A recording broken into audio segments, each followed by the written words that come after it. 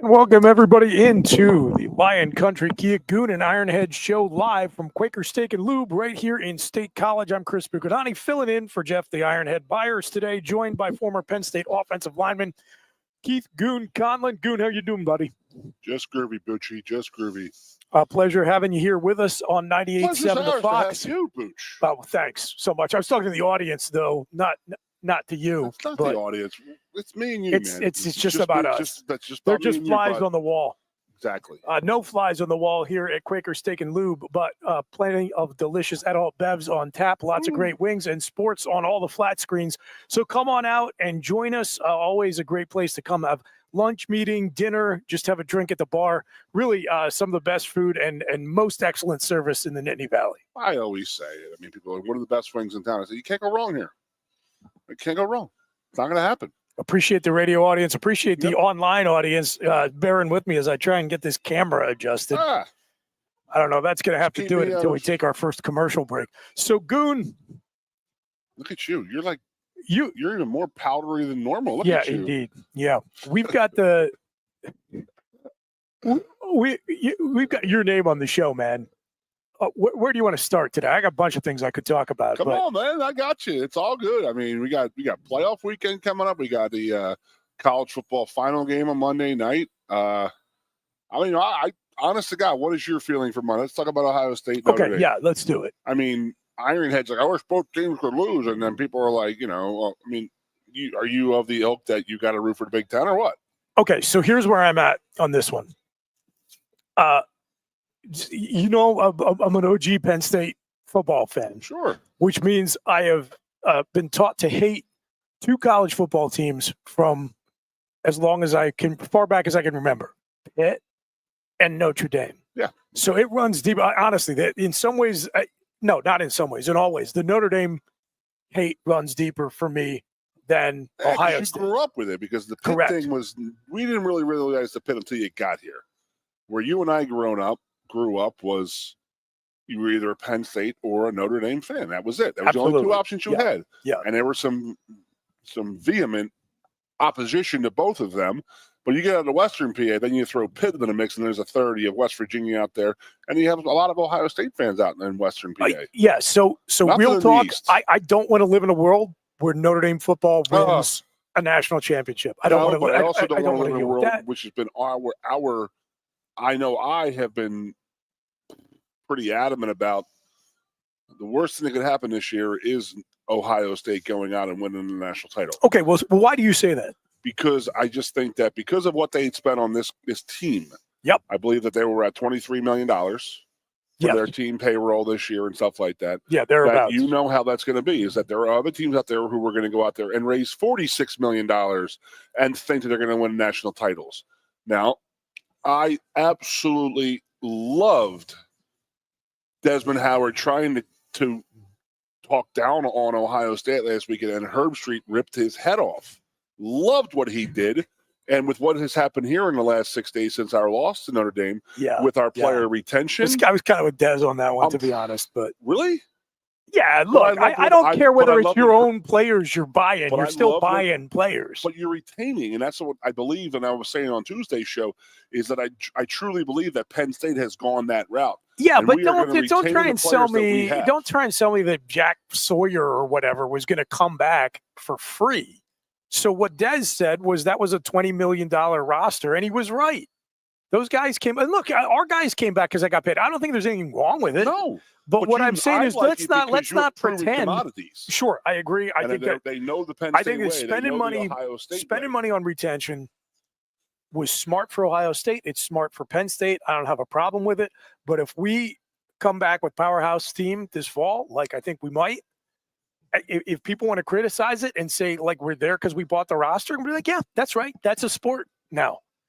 So I mean, you're saying that Ohio State not really winning buying a roster because we're not going out there and buying quarterbacks. We're not going out there and getting. See, my thing is, I don't mind paying kids that are here that have proven themselves and they're going to prove themselves, and they know that. Say you're a freshman you're a backup left tackle or a third team left tackle, but they know you're going to start for 2 years. Yeah. Let's get back to those days where the players are okay staying and sitting for 2.5 years before they get their like when I played. Now we're going back to 105 guys.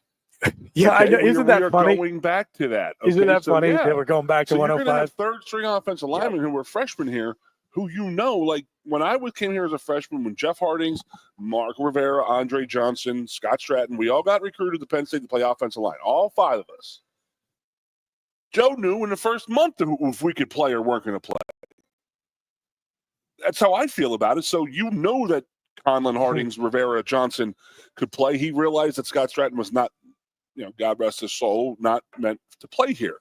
So there's a retention thing after your freshman year where I know that, Chris Bugignani playing right guard is going to be a 2-year starter. So I'm going to up his pay next year to keep him you here. got real problems. Oh, if you're starting right guard? Yeah, you got but you know what I'm saying, though. And that is, I would rather have a guy that has been recruited to Penn State, knows the Penn State way, loves it here, wants to stay here, and we make it worth his while to stay here. Yeah. I'm okay with that. Now, is that the long-term solution in this game? Because you're going to miss out on a lot of freshman recruits then. That's a thing. Where my thing is I don't want to be sitting there paying millions of dollars for high school kids completely unproven. I'm going to go back to, remember the bonus babies with Sam Bradford being the last one in the NFL? Yes, of course. So Sam Bradford, I had this conversation with Carrie the other day. She could not believe it. What was Sam Bradford's career earnings? Career? Oh, man, because he got a lot of money from Philly and the Vikings. He was the last of the bonus babies. Yeah, I'm going to guess he probably got easily north of $150 million. No, right? he made $100 million and he played 83 games.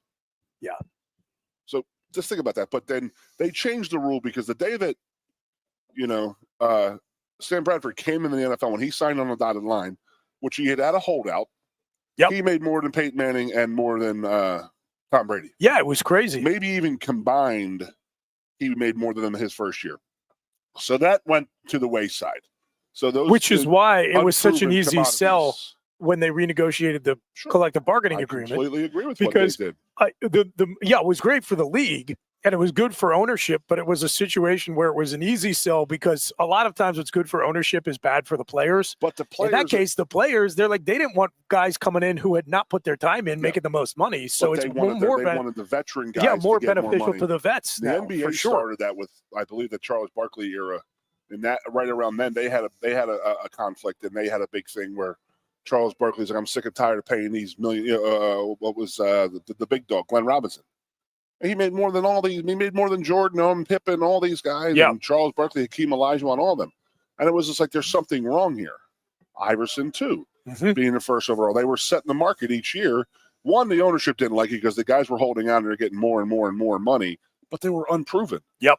I don't mind getting more and more money for guys, but Katron Allen, Singleton, Nick Dawkins, Drew Aller, you're proven. Mm-hmm. Let's keep these guys here, but do those guys come here if they're not getting big money out of high school going forward? Well, theoretically, if what you're describing comes to pass, and it seems like it's moving in that direction, it's going to be the same or a similar situation at almost all of the power programs. It's going to be like when you played, where there will always be proven commodities at the top of the roster. Now they're just getting paid to be there instead of just being locked in because, there's 105 scholarships and it's almost impossible to transfer. Either way, freshmen are going to have to, number one, freshmen are going to have to wait their turn at most of the top programs in the country.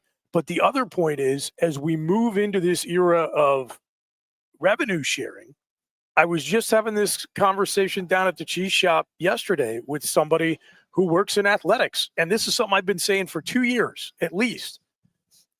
The line you always hear about the transfer portal is, well, the coaches can leave whenever they want. The kids ought to be able to leave. And I say, okay, fine. But guess what? Yep. Those coaches have contracts and those contracts have buyouts. And somebody pays it every single time. So when we're moving towards a world where when you commit to play for a school, you're actually executing a contractual agreement. Yep. Part of the transfer process is probably going to be that there's a buyout associated with your deal. And the more you're getting paid, the bigger the buyout is. So if another school wants your services, it's just like if they're trying to sign away a coach. Yeah, they got to pay the buyout. Now, see, or you do, either way. I mean, my thing was always been is a salary cap. I mean, I transfer portal I don't like because it's too free, it's too open. I say you get one transfer in your career, free. Yeah. You know what? I made a mistake. You get an extra year if your coach leaves. That the circumstances of a coach leaving and all of a sudden they're bringing a new offense. Now, when you say that, are you talking about just the head coach, coordinator? It's a position coach.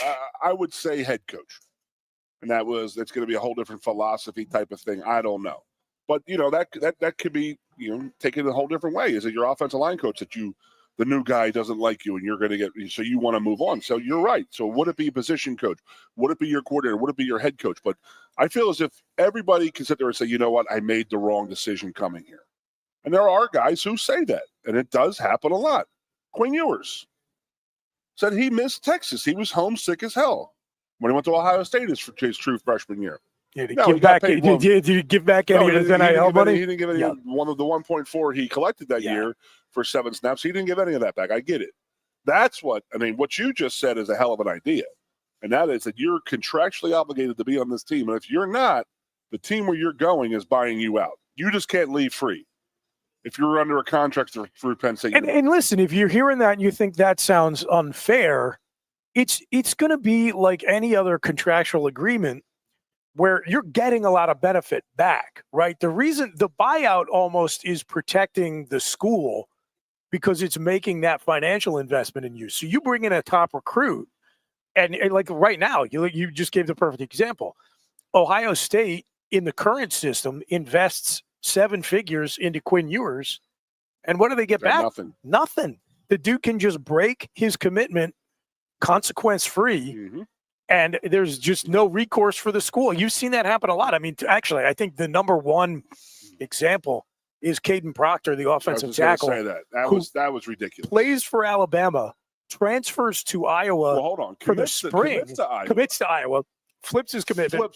Plays a year in Alabama. Plays a spring after he transfers back to Iowa. Takes the money and then goes back to Alabama for this season. Like, that's nonsense. That's terrible for the sport. You're right. Terrible. If they are contractually obligated by the university, and that's the thing, is that before it wasn't. They were only beholden to the Uniteds. The what was the C word? Collectives. They were beholden to them, and that was it. Right. I guess that could have gone a little stray right there. Yeah, right. Right. So, so here's the thing, though. There really wasn't much in the way of obligation to the collective either, because number one, you had to have a collective that had lawyers who were savvy enough to draw up a contract that prevents you from just getting left holding the bag like Ohio State was with Quinn Ewers, and a lot of times that didn't happen. And again, the other thing is, like, there was only so much legally that the collectives were allowed to compel you to do. So, the people who have been watching the sport for a long time say that going back to your era and before, as this turned into a really big business in terms of selling media rights, the schools and the conferences were taking advantage of the players. And now we have a period where probably the players got to take advantage of the schools and the conferences, and it's about to all even out. Let's go back to the whole coaches taking advantage of the collegiate institutions too. And that was when, I'm not saying James Franklin, but, there was definitely a lot of coaches who had professional agents, and they started dealing with contracts with educators. They don't know how to deal with sports savvy lawyers and stuff like that, aka sports agents. Sure. You know what I mean? And then where it was like, we got to do this, and then you have these bloated contracts with these bloated buyouts. I think those days are over with these huge buyouts too. I just think that those agents went in there and they started dealing with athletic departments who had no idea how to deal with sports agents and stuff like that. And they took advantage of a lot of coaches took advantage of that, and God bless them. Get more you can get, man. That's all. Hey, that's what it's about. But I think that players see, this is the bottom line, is that who is speaking for the players? Nobody. I mean, there's no one collective no voice. Yep. And then we have to figure that out, because these kids, and that's the thing about the NFL, and it changes all the time. You know, I mean, you're gonna have a complete flip over in 5 years. NFL is a little bit different than that, but you have to have somebody. I mean, what 1 year guy? So, like, say Penn State elects Nick Dawkins to go and represent Penn State in a collective, which would be a great choice. Yep. Obviously. So he goes there with all the other 136. How many Division I football teams? 103, 130. How many Division I? Well, let's just use 105 because that's what it'll be going forward. Not players. I'm just saying. There are 134 FBS okay, 134 schools. FBS schools. They have 134 representatives. But today, does the Big Ten elect somebody and say, "Hey, you speak for the Big Ten conference"? Well, you're touching on a bigger problem, which is that the NFL Players Association has to represent, 53 guys plus the practice squad for 32 teams, whereas you're talking about well guys. Over. Yeah, the 134 programs with 100 plus kids on every roster. 14,000 people. Yeah, so it's, when you look at the way that ownership is able to wield advantage over the players' union in the NFL, because the bottom 2/3 of earners in the Players Association, in the NFL I'm talking about, a lot of these guys, now you can say they're over leveraged or whatever, but they're kind of in a situation where they're living paycheck to paycheck, some of them. I mean, they can't afford to go a long period in a holdout, and ownership weaponizes that against the players' union. And now imagine that you're trying to speak for hundreds, thousands of college football players, most of whom, like, you go back to the EA Sports game, and people are like scoffing at they're getting $600. I'm like, listen, most of the guys getting that $600, the majority of them, that was probably their NIL money for the year, right? Or not much more. Oh, I don't know. I mean, what do the base kids make here? I don't know. Like now, but prior to revenue sharing, like the third string offensive tackle at Purdue ain't making tens of thousands of dollars. And so, I'm sure you'd think that they would be something, though. I mean, maybe a little bit. I don't know. But my point being that for the majority of people who'd be part of a college football players association, the problems of Nick Singleton and Shedeur Sanders and Quinn Ewers would not be their problems.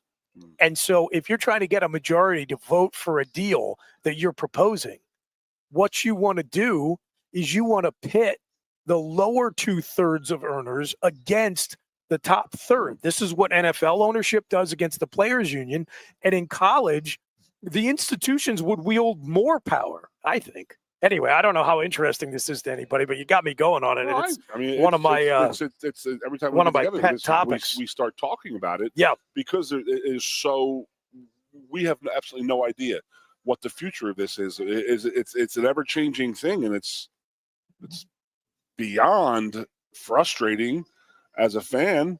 I mean, honest to God, Chris, all our guys who sign up and say, "I'm going to be back next year."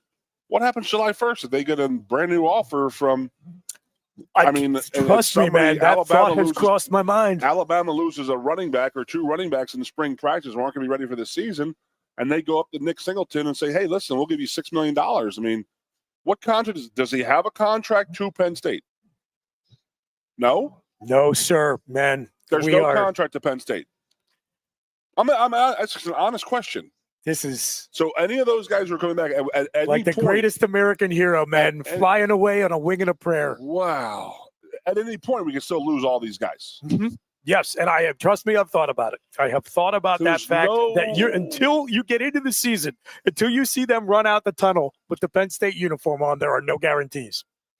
They could just leave it at any time. Which is terrible. It's really bad for the sport. As much as you can say, oh, it's great for the athletes to have mobility and everything, for the fans, for the consumers who make this thing worth all the money that it's worth, it is awful to not know who's going to play for your team. And I think it's crazy to suggest that it shouldn't be that way, right?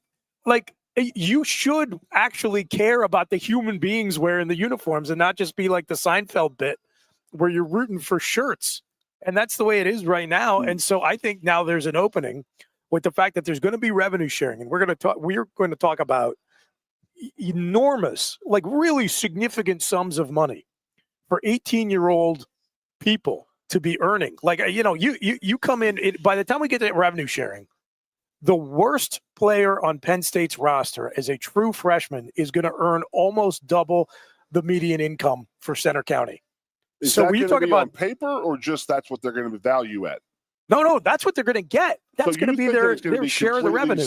Completely 100% shared, penny for penny, from Drew Aller to the fourth team tight end. No. What I'm saying is it probably will be unequal, but the baseline, you're talking 50, 60 grand, probably.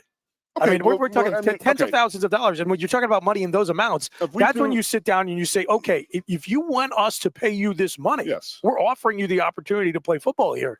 You got to sign on the dotted line, and there are obligations that go along with sharing, that. right? Is that what it is? That's yeah, what they are. That's what I'm saying. And then you won't have, it's June 1st, and I'm crossing my fingers that we get through the next 60 days without our star players transferring. Jeez. So the way I was trying to explain this to you earlier, so you have, what they're saying about the $22 million is the number, which is not the real number. It's just a completely fabricated number by, like, this is what we can do is share $22 million. That's the cap under the House settlement. So the House case was a class action case. That's what it gets. It's pretty much settled. I think 22 is going to be the number. Let's just go. So then they're saying the Penn State guys will probably get 75% of that. Divide that by 105. So that's your baseline. Yep.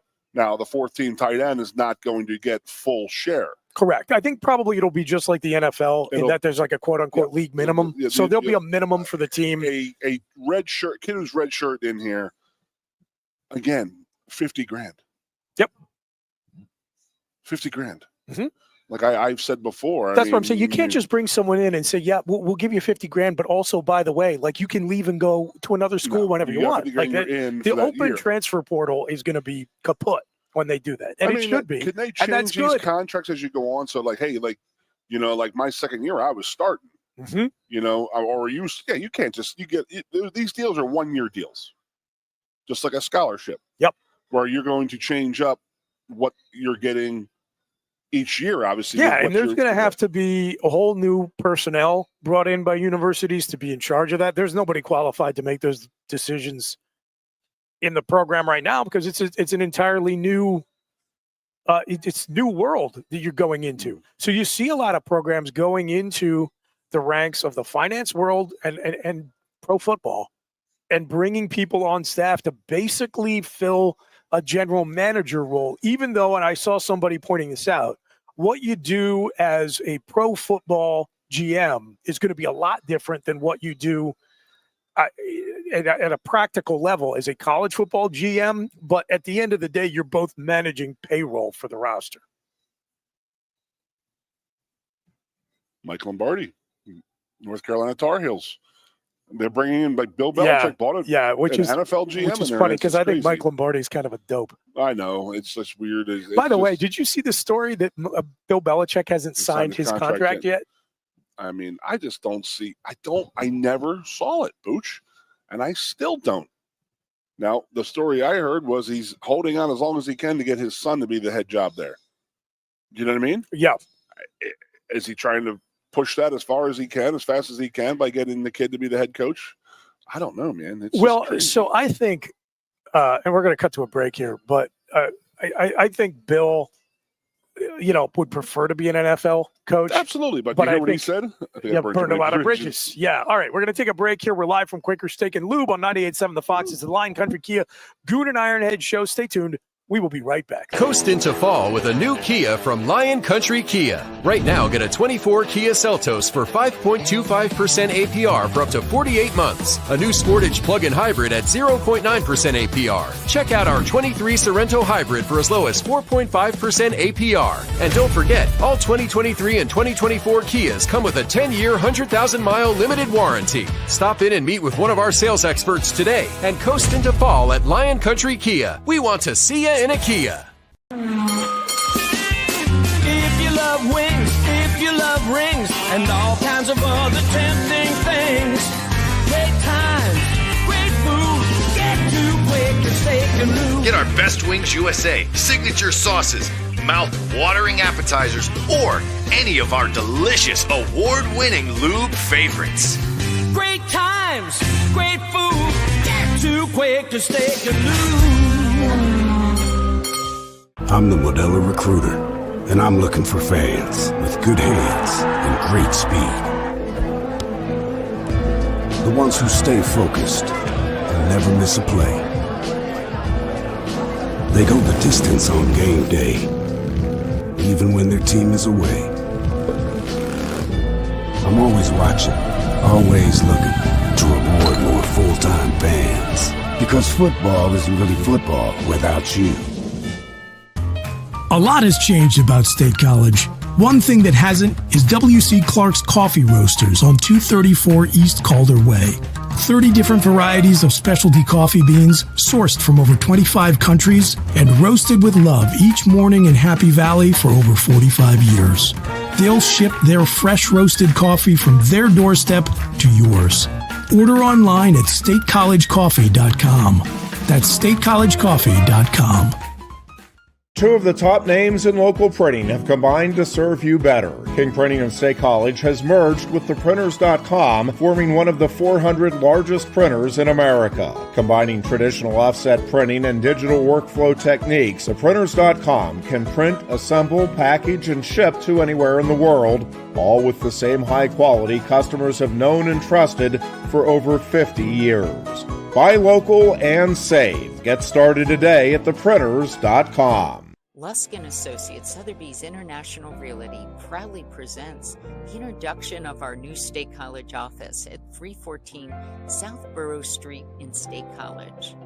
At Sotheby's International Realty, we advertise locally, nationally, and internationally, bringing the best of advertising and promotion to each and every one of our properties, big or small.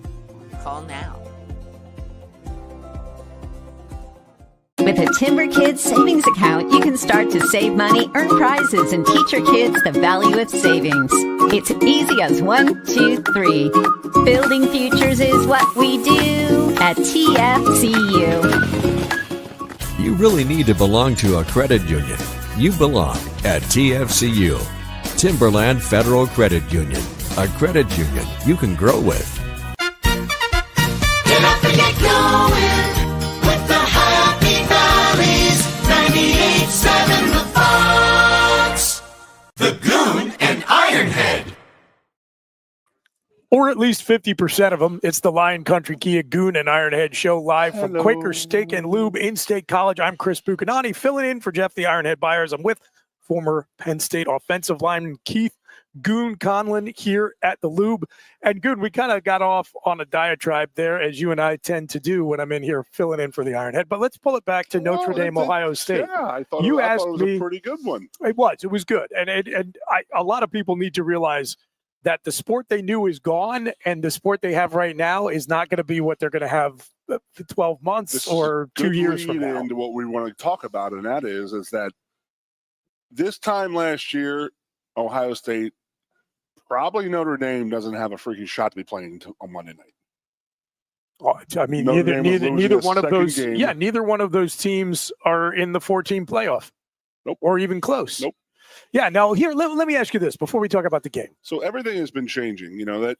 Yes. That is one of the big things, and you know the whole world of, oh my God, we're going to lose this game. We lose that game. It's not over. So is that a good or bad thing in your eyes? I think it's great. I really do. I truly, think so too, do. man. There was a lot of concern, and I understood it, that the 12-team playoff was going to take away from college football the one thing that makes it unique and different, which was the sanctity of the regular season. And I understood why people were concerned about that, because yes, for sure, every single game doesn't mean quite what it meant before for any one team.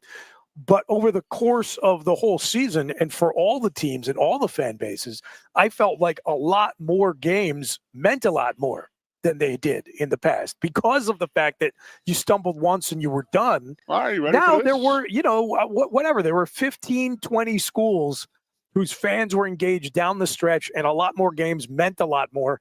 in late October into November. And I think that was good. I think this has been a great year for the sport. I think that we would have gotten jumped by Notre Dame in the 4. I think that's very Our possible. loss was to Ohio State. Theirs was Northern Illinois. Ours was a much better loss on paper.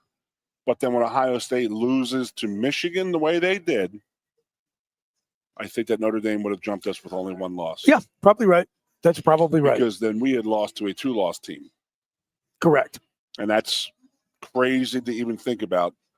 And then we're not sitting here still talking about college football on January 16th. Yeah, but you know what? Instead, folks got an entertaining tournament that had some blowouts and some great games both, which is pretty much what happens when you have an expanded playoff. I didn't mind the playoff because I love the ambiance of everything. Absolutely. That first weekend, those 4 home the games. spectacle of those home games was awesome, whether the games were close or not. And they're not going to be they're not going to be blowouts every single year. And the teams that get the first round bye aren't going to lose every single year. My little sister just called me last night. She's like, I don't know what it is about me, but she came to the Penn State SMU game and froze her tuchuses off. And now she's like, I'm going to go to the Eagles game on Sunday and freeze my other tuchuses off. It was the coldest day in Philadelphia in 5 years, I think they said this Sunday. Yeah, it's going to be brutal. And I'm sitting there and I was like, well, you're like a glutton for punishment. And she said, hey, man, you only live once. I love it. I love that attitude. Got to give her some credit. But she was like, the last game I went to was the SMU game, froze it off, and now I'm going to freeze it off again. So, yeah, and the whole playoff, I'm excited. I was excited for how it went down, how it was, again, I'm one of the guys that you know that we got screwed and what we could have done in the tournament, all this and all that. Yeah, there are ways to fix it, but I don't really have a problem if that's the way they're going to do it. Just roll with it. Just do it. Don't be sitting there saying, well, we'll look at it. We'll try and change. And everybody's trying to change everything all the time, and the thing that's going to change nowadays is the out-of-conference scheduling. The days of watching LSU playing USC are going to be gone within the next 5 years. Which is you're going to play bad 3 or 4. Sport. I think it is, but I think that eventually we get taken over by some regional conference type of thing, where we're going to have 4. Not say all under one banner. I mean, the conferences are not going to give up their names, especially the Big Ten and the SEC. Yeah. But they might have the SEC. East, West, which they do now, obviously, but then we're going to have a West, and then a couple more conferences, 18 leagues and stuff like that. But we have 18 teams, so we have 9.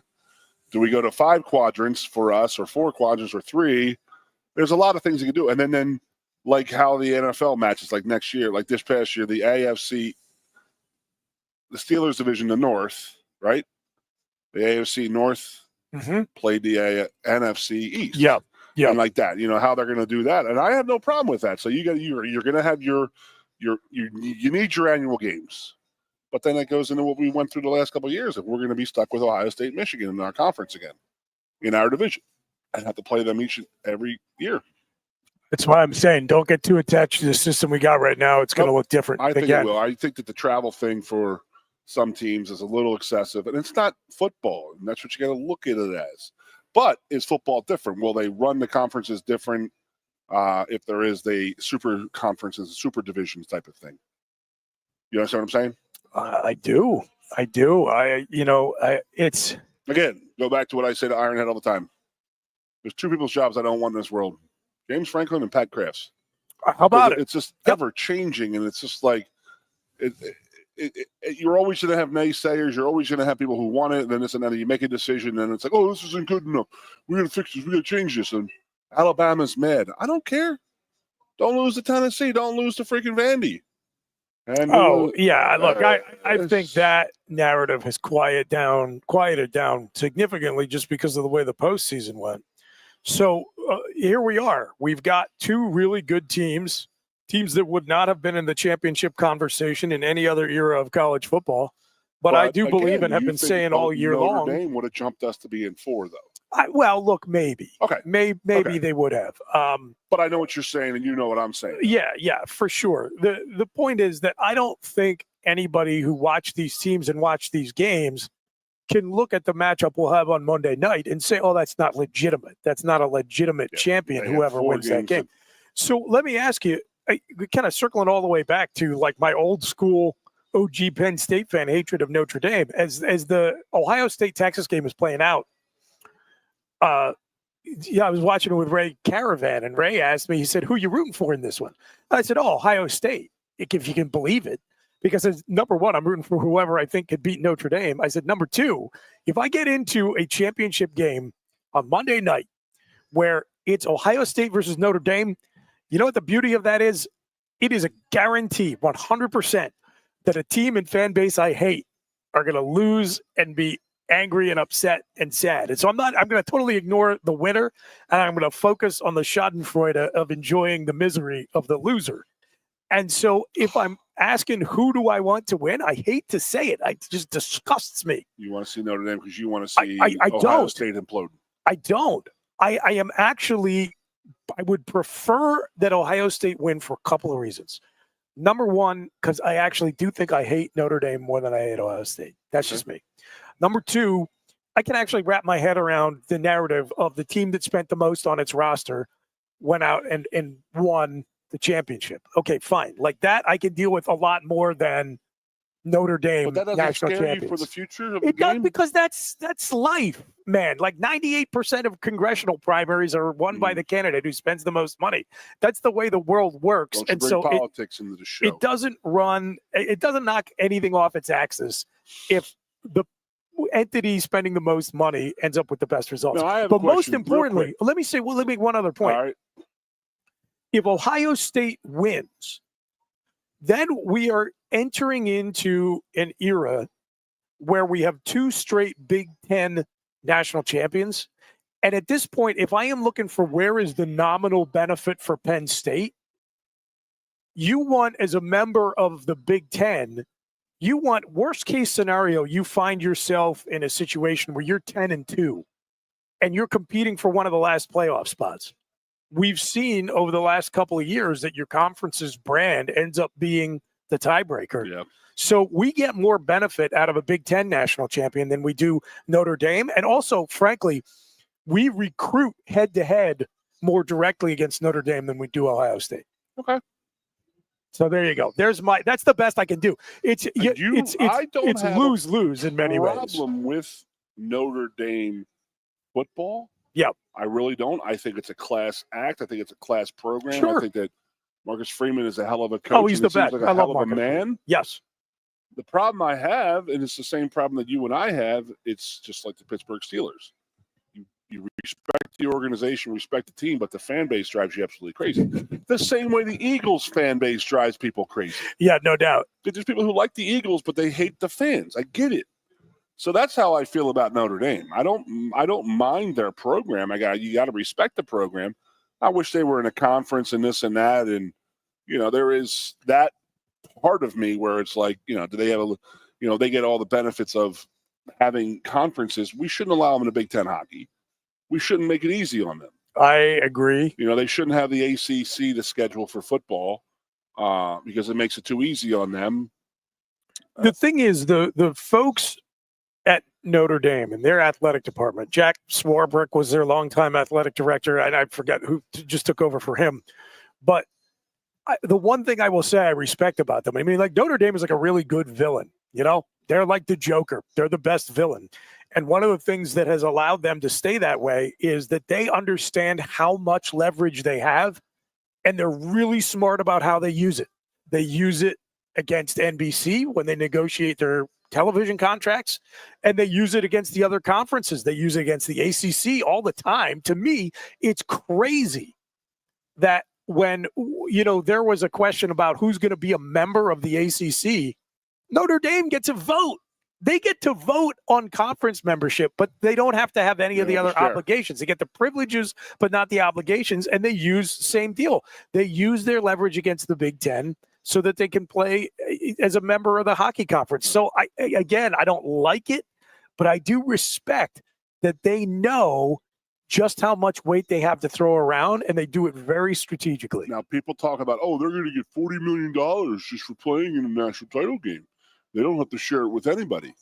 Yes, but in the past 15 years, they played for one national title. They've been in the they've been in the 2 or 3 times. Yes, they get to keep all that money, but you sure as hell better be going to the playoffs Right. every 3. It's feast or famine because you're not getting any Yes. conference money. You're eating filet mignon this year, but you know what? When you lose a couple players, you're eating Salisbury steak this year. Right. You know, right. what I mean? And it's a lot of pressure on that football program to make the playoffs to fund their whole athletic department. That's a lot of pressure, man. That's a lot of NBC money coming in there as well. Yeah, that's true. And they are not hurting for cash in terms of their donor base and their boosters. That's the boosters benefit. they're not. The benefit of being the biggest national brand in college football. I think it's racist. I think they pick on the Irish because of their pugnaciousness. I mean, do you ever think about their logo? Fighting Irishmen? Yeah. Yes. That's kind of grandfathered in, don't you think? Oh yeah. I grew up with once you saw that on somebody's bicep or calf, yeah, you know there's going to be a fight later that night. That's a promise. But it's funny, but it's great because there is that rivalry. I mean, you think Philadelphia's bad with the Notre Dame, with the Subway Irish and stuff like that, but there are a lot of kids from the Philadelphia area who do go there. New York, very similar. You know, the Irish Catholic, fan base. Ask a Notre Dame fan why they root for Notre Dame. Well, my father and grandfather voted for them. Yeah. That's great. I love that. I appreciate that. I don't, but that's fine. I know, but you grew up with it. I grew up with it around them, and it was just like they were the only people in town, and sort of drove you a little bit crazy. And they've run parallel for those in that '80s, that swath of time where Penn State was being very, very playing for national titles on a regular basis in the 80s. There are a lot of Pennsylvanians who have no direct connection to Penn State themselves who root for Penn State football. Sure there are. I mean, all of college football benefits from people who pick a team and root for it. Yes. The fact that Penn State and Notre Dame are viable again this year is good for it is, college absolutely. football. I think the fact that Notre Dame lays claim to an entire ethnic subgroup as well as a religious sect drives me a little nuts. I have a lot of Italian and Polacks who like the freaking Irish too. Well, that's because it's either Catholic or Irish, and then the XY axis crosses over a lot. It's like you figured the Italians would have voted for Paterno, How about it? So, speaking of which, thrilled to hear that Dom DeLuca is going to be back. Speaking of Pennsylvania proud, 3-time captain. I saw somebody ask Landon a question on Twitter yesterday. Who was the last 3-time, or who is your Landon? I'm sorry, Landon said, who's your favorite 3-time captain of Penn State football? And somebody said, was Posluszny a 3-time captain? And I said, no, he was a 2-time captain, and it was a big deal because it almost never happened because Joe never had underclassmen captains. I agree. Puz, when he was a junior team captain in 2005, it was the first one since Steve Smear and Mike Reed in I guess that would have been probably 68, right? Yeah. So no very, better very name different in college deal. Football history than Steve Smear. Yeah. Oh yeah. None. Those guys were monsters. So I got to ask you, Goon, I've given my reason for nominally rooting for the Buckeyes, even though it guts me. And I'm just focusing on enjoying whoever loses their anguish. Who are you pulling for on Monday night? I got to go with I'm going to go conference only. I mean, but as much as it pains me, because so we're both disgusted with ourselves and we're rooting for Ohio State. There's only one Big Ten team I would not root for. I think it's pretty easy to put 2 and 2 together. The Michigan Wolverines. I just can't do it. Yeah. I won't do it. And then this is, if this were Michigan Notre Dame, I think I'd actually be going the other way. I'd be rooting for Notre Dame. I would be rooting for Notre Dame. Yeah, also. which is gross. Yes. God. Which is absolutely horrendous. This is the worst. I hope they get pasted, and I hope they don't get back for another 20 years. Now, I told the story on Tuesday when you have actually may have heard me tell the story in the past. When I was in 2006, we went out there and you got throttled. It was bad. And I remember we couldn't do a thing right. We're Jeff dropping interception. Samardzija. Yep. And then Simahasky playing defensive back. Remember that number 9? Zibikowski. Zibikowski. The Polak kid, yeah. Yeah. The took a punt back on us the next year. Correct. That was the only points, right? Do you remember what the big deal about Tom Zibikowski was? He was a Golden Gloves boxer? Yes, that he was a boxer. Yes, sir. Yep. So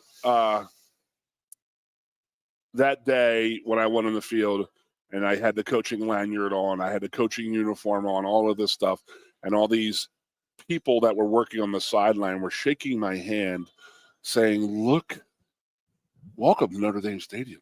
Welcome to Notre Dame Stadium. I was telling a story Tuesday, and I was just like, what do you mean?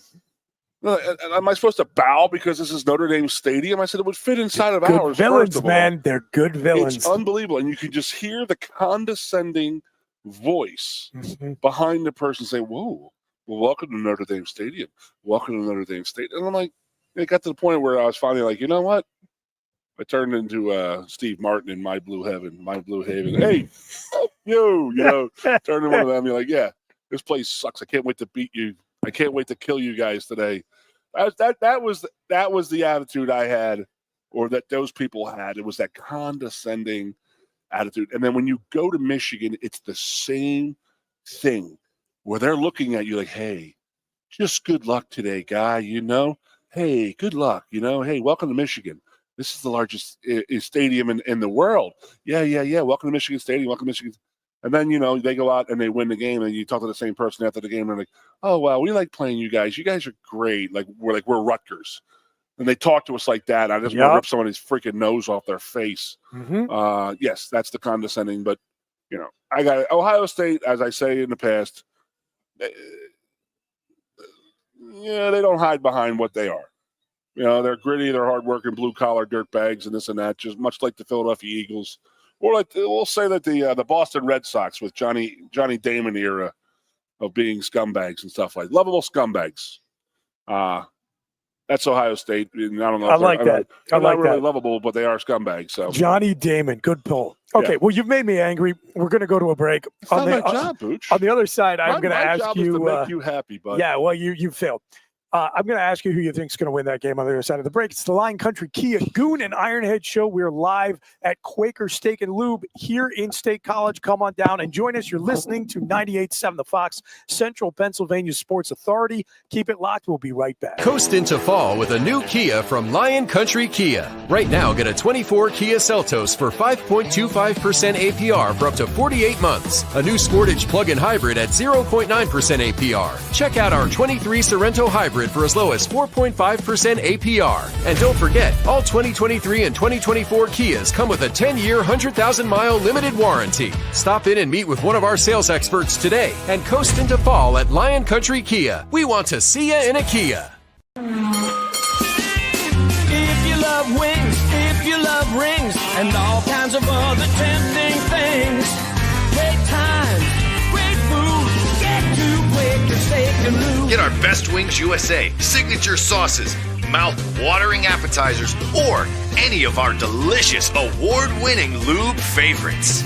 Great times, great food, get to Quaker Steak and Lube. I'm the Modelo Recruiter, and I'm looking for fans with good hands and great speed. The ones who stay focused and never miss a play. They go the distance on game day, even when their team is away. I'm always watching, always looking to reward more full-time fans. Because football isn't really football without you. A lot has changed about State College. One thing that hasn't is W.C. Clark's Coffee Roasters on 234 East Calder Way. 30 different varieties of specialty coffee beans sourced from over 25 countries and roasted with love each morning in Happy Valley for over 45 years. They'll ship their fresh roasted coffee from their doorstep to yours. Order online at statecollegecoffee.com. That's statecollegecoffee.com. Two of the top names in local printing have combined to serve you better. King Printing of State College has merged with theprinters.com, forming one of the 400 largest printers in America. Combining traditional offset printing and digital workflow techniques, theprinters.com can print, assemble, package, and ship to anywhere in the world, all with the same high quality customers have known and trusted for over 50 years. Buy local and save. Get started today at theprinters.com. Lusk & Associates, Sotheby's International Realty proudly presents the introduction of our new State College office at 314 South Borough Street in State College. At Sotheby's International Realty, we advertise locally, nationally, and internationally, bringing the best of advertising and promotion to each and every one of our properties, big or small. Call now. With a Timber Kids savings account, you can start to save money, earn prizes, and teach your kids the value of savings. It's easy as 1, 2, 3. Building futures is what we do at TFCU. You really need to belong to a credit union. You belong at TFCU, Timberland Federal Credit Union, a credit union you can grow with. Get up and get going with the Happy Valleys 98.7 The Fox. The Goon and Ironhead. You heard the chorus of voices. It's the Lion Country Kia Goon and Ironhead show live from Quaker Steak and Lube in State College here on 98.7 The Fox. Chris Buchanani filling in for the Ironhead here with Keith Goon Conlin. All right, Goon, we've been circling around it all hour long. Notre Dame, Ohio State, who you got? Ohio State by a lot. By a lot, you think? Okay, break it down for me. Well, I mean, you're not playing with two starting offensive linemen, and you saw what our D-line did to that. First half, even throughout the whole game, they were definitely, when they needed to make a play, the D-line make a play for us. And Ohio State, That unlike is Penn Ohio State, doesn't have State's- you and me playing wide receiver. Yes, Ohio State has some unbelievable defensive line, and their wide receivers can make a lot of plays. Their quarterback is on time and target. They have a heck of a running game. I mean, Ohio State's going to run away with this, unless, like, I also thought they were going to run away with the Texas game was a lot closer than 14 points at the end. Obviously, It absolutely was. Score. Sure. And that was that Ohio State was killing themselves with dumb penalties and missed opportunities. Yeah, they clenched up, man. There's no doubt about it. And Now, if they do that Texas against has Notre Dame a is very good tough. defense. They can hang in there. Notre Dame's defense is good too, but the thing with Notre Dame's defense versus Texas, I think Texas is a lot faster on defense than Notre Dame is, which makes them a tougher matchup Well, I didn't see for Ohio State. Run though. What's that? I didn't see any Notre Dame's defensive backs have to run. So well, fair. But Notre Dame, you might not have known it from watching them play Penn State, not have a great year defending the pass. You know, that's what makes it so frustrating. Like, if you look at the number of throws Drew Aller missed over the course of that game, we had guys running free multiple times. I mean, that wheel route to Nick Singleton, like that was maybe his second worst throw of the night. We know what the worst was, but to miss Nick Singleton on that play was just backbreaking for Penn State. And when you imagine a receiving core with Jeremiah Smith and Buka and Carnell Tate going up against that Notre Dame defensive backfield, even Xavier Watts, who's by far not just their best defensive back, might be their best defensive player, period. Even I think he's going to have a difficult time matching up against the downfield speed in the Ohio State receiving core. And that's before you consider that they also have to be prepared to defend that duo of running backs. I don't think Notre Dame matches up well with Ohio State at all. And going back to Ohio State beating themselves in that Texas game and just making mistake after mistake, I think the Buckeyes are the only team that can stop the Buckeyes on Monday night. yeah, no doubt. If they come out and play as they did in, what was it, Henderson had that stupid penalty where he took a swipe at the defensive tackle at the end of a play, like really right in front of the refs. It was like, Right. what are you thinking? Yeah. Like, you automatically put yourself behind. It's 1st and 25 now. And they didn't get the first down. They punted the ball away. They had all the momentum in the world. They could have gone up 14-0, put Texas out quick. But no, they let them hang in that game. And if they do that to Notre Dame, and that's like the Notre Dame team, they hung in there against us. They put 24 on us in the second half. So Penn State and Ohio State are on different levels, but they have the same problem, and it's between their ears. I really believe that. And if you look at Notre Dame, I think it's the exact opposite. They don't have a more talented roster than the teams they're beating, but they are so unbelievably well coached, so detail oriented, and so confident in themselves that they can look like what they did coming out the locker room in the second half of the Orange Bowl. And to me, That's the potential hang-up for Ohio State. You saw what happened to them in the Michigan game. Yep. They got lost inside their own heads, and so did their head coach. And, look, if it seems like I'm subtweeting anyone here, maybe I am and maybe I'm not, but your team plays how your head coach coaches. The strengths and weaknesses of your head coach trickle down to the way his team performs. And Ryan Day's team played scared. To lose against Michigan. They played right into the Michigan hands when they were sitting there saying, but there's one thing that Michigan could do this year. They could stop the run, right? They could stop the interior run. Yeah. That's what they could do. And they were sitting there saying, Ryan Day and Ohio State, they're not tough. They're not tough. They're not tough. They're not tough. All year. And then Ryan Day has a quote with, we're tough. We're tough. The opening game of the season, we're tough. We're tough. All season he played that we're tough routine. And then they played, they said, you know what, we're going to prove to Michigan how tough we are. Right. And so they coached like with Woody Hayes. They played right into Michigan's hands of what they could do. And that Michigan team was missing their best corner and their best edge rusher. Yep. And tight end. Just with virtually no passing game. Now, so you have not heard this. Yeah. I had a conversation with an Ohio State fan or non-Ohio State fan, and he said Ohio State lost that game on purpose. And I said, you must not understand the rivalry between Ohio State and Michigan. Like, there are still people out there who, even if Day wins this national title on Monday night, there are still people who want him fired because he has not beaten Michigan in 4 years. Those people are idiots. Well, no, really? No way. In this country, in this day and age, they're idiots. I understand. I'm honest to God telling you, there are. I know there are, but those people are fools, and their opinions don't matter. But what I am curious about is what the dialogue will sound like if Ohio State were to lose. Oh, he's gone. You think so? I think he'd be gone. He ain't coming back from that. Wow. He has already had the wrath of Khan put on him once. I think there were people who will hear you say that, and they'll say, you're an idiot. They'll say, you're crazy. I don't think that's crazy. Coming into this season, based on the expectations, and we talked about it, the money invested, I think he had 3 objectives: win the national title, win the Big Ten, beat Michigan, not necessarily in that order. And if you go 0 for 3, the fact that you got to the national title game is not an acceptable consolation prize based on $37 million, because it wasn't just 23 into the roster. Don't forget, they hit up donors to help pay Chip Kelly's salary and help retain Jim Knowles and Larry Johnson and keep that staff together. Oh, by the way, so, yeah. Found this out the other day. Yes, sir. Where's Jim Knowles from? Philadelphia. St. Joe's Prep. Yeah, St. Joe's Prep alum. Yep.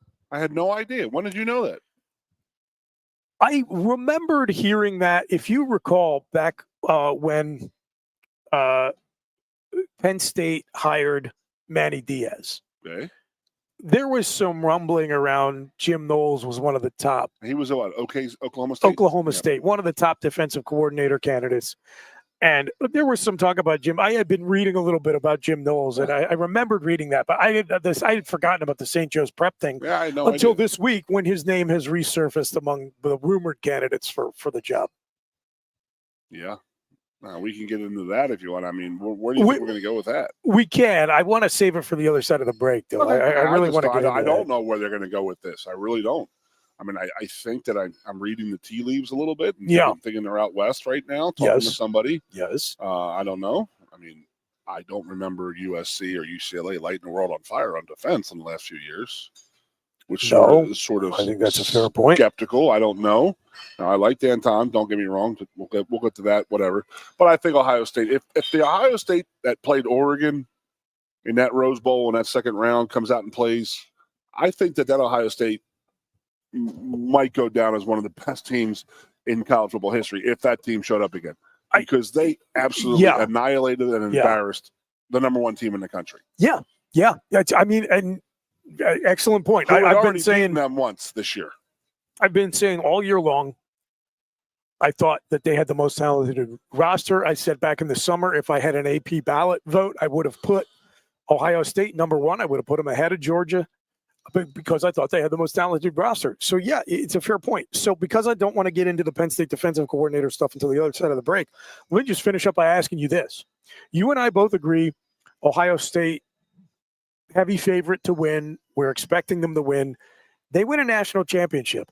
After everything Ryan Day has put up with there in the last 18 months. Oh, you're going to go there? You think he takes a look at the NFL? You think I don't think that he does not transfer over to the NFL, I don't think. It doesn't matter whether he does or not. I mean, there will be a team that is willing to pay him. You're not kidding, because there is that guy out in the LA Chargers right now. So Mike McCarthy's out there, right? Yeah, I'm not a big Mike McCarthy guy, but he's going to get phone calls. We were just talking about Bill Belichick has reportedly not signed his contract at North Carolina yet, and with Tom Brady, talk about burning a bridge if he does that. Big time. Tom Brady in the ownership group in Las Vegas. Las Vegas apparently interested in Belichick, but there is going to be one of these big time jobs, whether it be Dallas or Vegas or Chicago, with like goofy owners who will just take big, ill-advised swings. The coach of the national champions is going to be a sexy hire for a stupid NFL owner. And probably like 2/3 of the league is owned by stupid people. So I think if Ryan Day wins this thing, man, it's a coin flip that he doesn't grab that NFL money. I don't see him, even an NFL owner, liking him to do that. I just don't think he's likable. I truly don't. Dude, do not underestimate the cluelessness of the McCaskey family in Chicago. Okay, wrong. And we know who Dallas is going after right now. You see that report? I did. Kellen Moore. And Kellen Moore. Yep. That one that would hurt a little bit. Yeah. I mean, it's we find ourselves, Goon, in a situation as Eagles and Penn State fans to be rooting for teams that are constantly losing their coordinators. So that's what we'll talk about on the other side of the break. We're going to talk about the vacancy at Penn State's defensive coordinator position. It's the Lion Country Kia Goon and Ironhead show. We're live at Quaker Steak and Lube here in State College on 98.7 The Fox. Don't go away. We'll be right back after this. Coast into fall with a new Kia from Lion Country Kia. Right now, get a 24 Kia Seltos for 5.25% APR for up to 48 months. A new Sportage plug-in hybrid at 0.9% APR. Check out our 23 Sorrento hybrid for as low as 4.5% APR. And don't forget, all 2023 and 2024 Kias come with a 10-year, 100,000-mile limited warranty. Stop in and meet with one of our sales experts today and coast into fall at Lion Country Kia. We want to see you in a Kia. If you love wings, if you love rings, and all kinds of other tempting things, great times, great food, get to Quaker Steak Lube. Get our Best Wings USA, signature sauces, mouth-watering appetizers, or any of our delicious award-winning lube favorites. Great times, great food, get to Quaker Steak Lube. I'm the Modelo Recruiter, and I'm looking for fans with good hands and great speed. The ones who stay focused and never miss a play. They go the distance on game day, even when their team is away. I'm always watching, always looking to reward more full-time fans. Because football isn't really football without you. A lot has changed about State College. One thing that hasn't is W.C. Clark's Coffee Roasters on 234 East Calder Way. 30 different varieties of specialty coffee beans sourced from over 25 countries and roasted with love each morning in Happy Valley for over 45 years. They'll ship their fresh roasted coffee from their doorstep to yours. Order online at statecollegecoffee.com. That's statecollegecoffee.com. Two of the top names in local printing have combined to serve you better. King Printing of State College has merged with theprinters.com, forming one of the 400 largest printers in America. Combining traditional offset printing and digital workflow techniques, theprinters.com can print, assemble, package, and ship to anywhere in the world, all with the same high quality customers have known and trusted for over 50 years. Buy local and save. Get started today at theprinters.com. Lusk & Associates Sotheby's International Realty proudly presents the introduction of our new State College office at 314 South Borough Street in State College. At Sotheby's International Realty, we advertise locally, nationally, and internationally, bringing the best of advertising and promotion to each and every one of our properties, big or small. Call now. With a Timber Kids savings account, you can start to save money, earn prizes, and teach your kids the value of savings. It's easy as 1, 2, 3. Building futures is what we do at TFCU. You really need to belong to a credit union. You belong at TFCU, Timberland Federal Credit Union, a credit union you can grow with. WFXX, Huntington.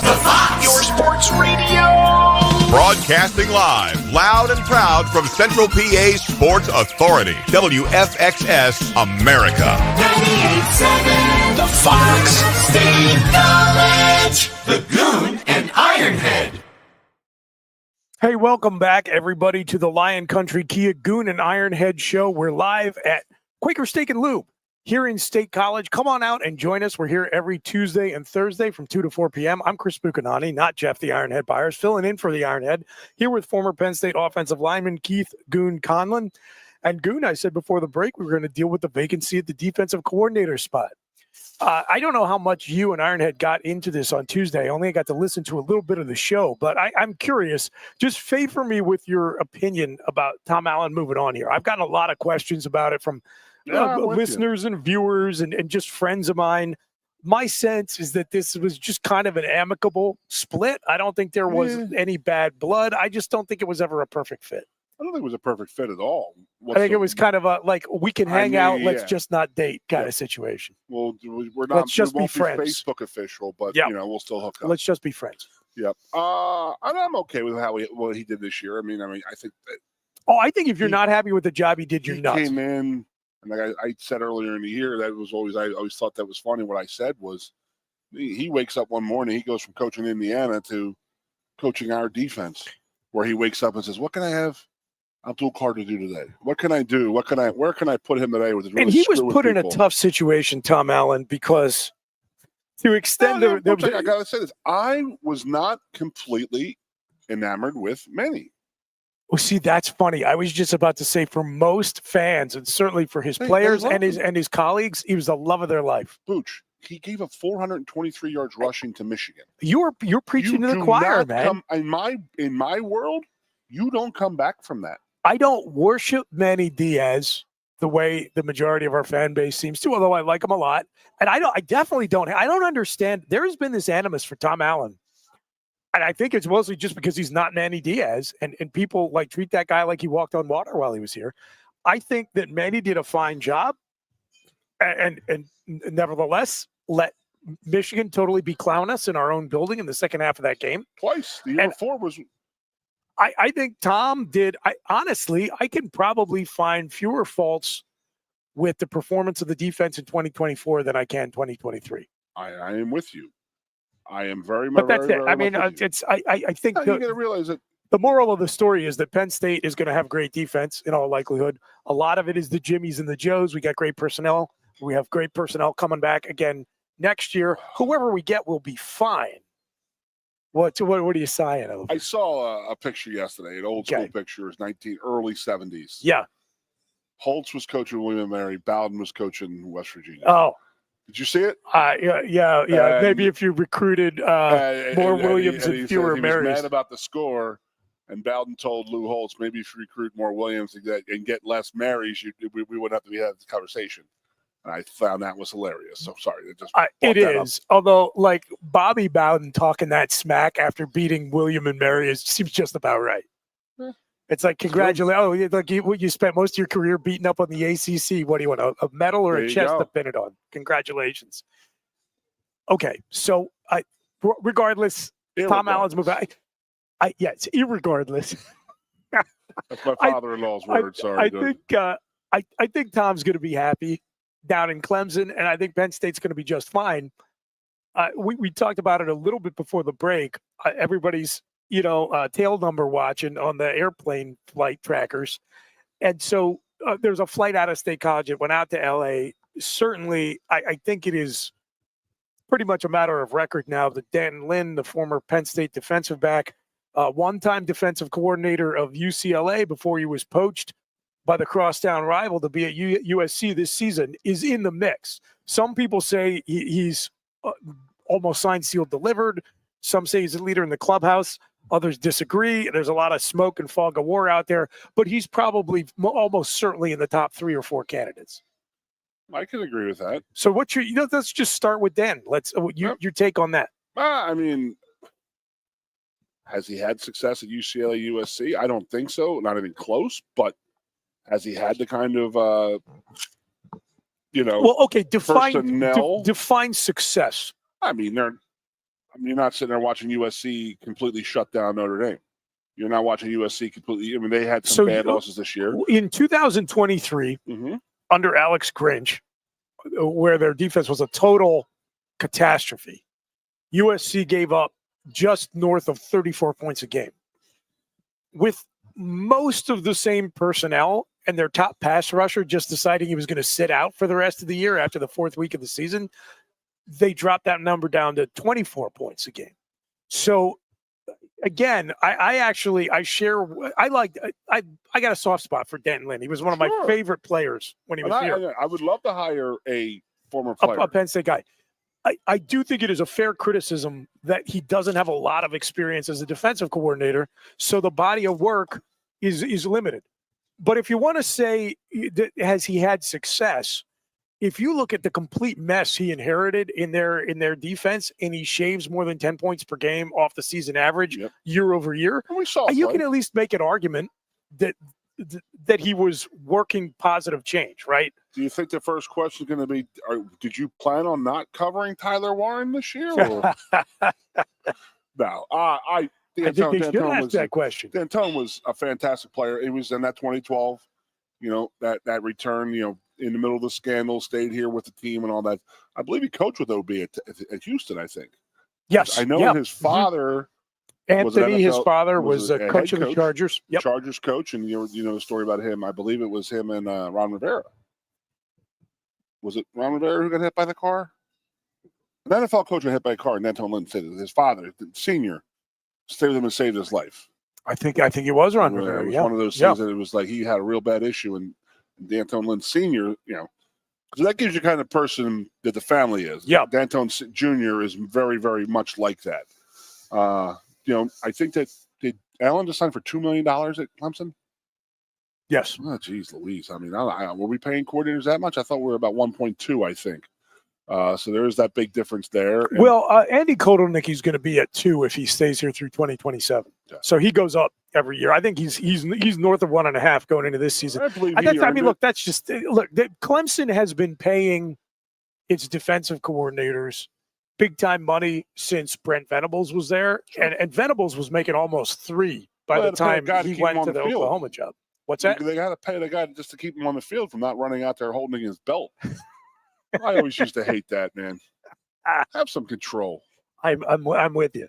You can't control yourself. But people say, "Oh, is Tom Allen worth quote unquote $2 million?" Well, look, any of these guys are worth what the market value is, and to get him to leave Penn State, probably that was the number they needed. And I don't think we were paying him that. No, what was he getting from Indiana? He's still getting. Yeah, I don't know. And then who knows? And then we were just filling in the back end of it. Yep. So it's the Russell Wilson Pittsburgh Steelers thing. People are complaining that the Steelers are, about Russell Wilson playing. His contract wasn't that much because Seattle or Denver was paying that. That's why the offense didn't seem to be making that much money last year. Yeah, not going to Steelers again. Yeah. No, but I like D'Antone. I would be happy with it. Trust me.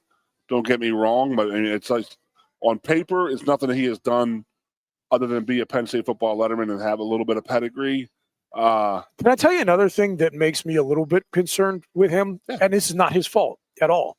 But when you look at what Penn State lacked in the second half of the Orange Bowl, and this is, again, this is not a Tom Allen personality trait.